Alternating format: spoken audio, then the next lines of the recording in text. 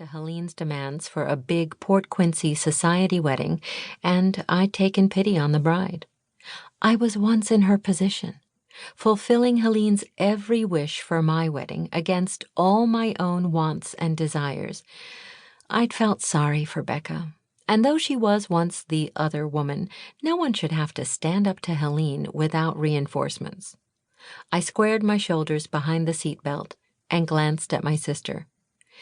We're lucky in a way that the Norris party canceled their big day. We can get Keith and Becca's wedding out of the way, and in 2 weeks, this will all be behind us. The bride and groom were on a waiting list to be married at my B&B and had accepted the slot from the last-minute cancellation. Their nuptials were to be the first week of June, and then I'd be done with them for good. Rachel rolled her eyes in apparent disbelief at my proclamation as we reached the housing development of Mega McMansions nestled in the rolling green countryside. I reached the cul-de-sac Keith and Becca called home and stifled a giggle.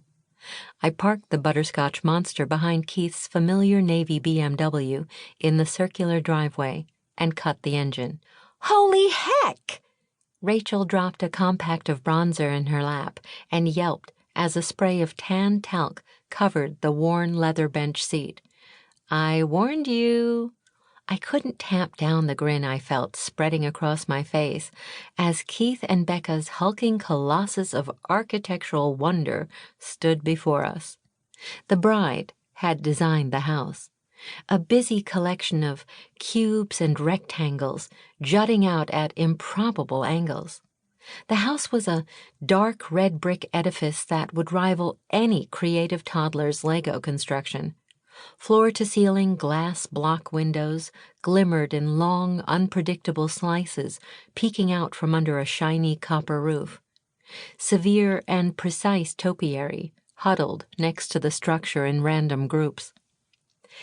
"If this is a clue to Becca's wedding style, we may be in trouble." Rachel dusted off the last bit of bronzer from her berry-colored leather miniskirt and craned her head to take in every inch of the modernist structure.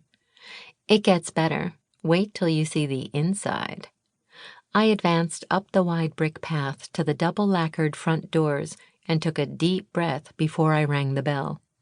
It was flung open a nanosecond later, and I found myself face to face with a woman I'd never met before. "You must be Mallory. I'm so glad to meet you." I found myself being gathered up in an impetuous hug on the threshold of the house, and I smiled as the woman next embraced my sister. "I'm Becca's mother, Jacqueline Cunningham. Her father and I are so thrilled you're able to accommodate Becca and Keith so much earlier than we were expecting." I tried to listen to Becca's mother and take in my sister's reaction to the interior of the house at the same time. Rachel's pretty green eyes grew round as she did a double-take. The inside of the house was a study in 1980s boudoir finery, with yards of white, cream, and ecru chintz and silk. Gold and seafoam green accents were scattered throughout the cavernous open floor plan, and everywhere the eye landed, there was peach. Peach tile, peach ceilings, and peach pillars. Even the kitchen cabinets were a shade of apricot. It took my eyes a few seconds to adjust to the glow of the room, a room that had my nemesis Helene written all over it. I wondered how Becca liked living in this split-personality house, where she'd designed the outside but had to acquiesce to her fiancé's mother with regard to the inside decor. But I wouldn't be dealing with Helene today. Becca and Keith were keeping it a secret from the reigning queen bee of Port Quincy that they were to be married in 2 weeks' time. She would never consent to having the wedding at Thistle Park, and they were going to reveal their plans to marry the day of the wedding. I wasn't sure how I was going to keep their ceremony under wraps, but I would try. I didn't want to face the wrath of Hurricane Helene.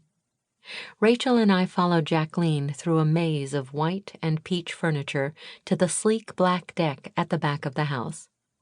I shielded my eyes as we stepped outside.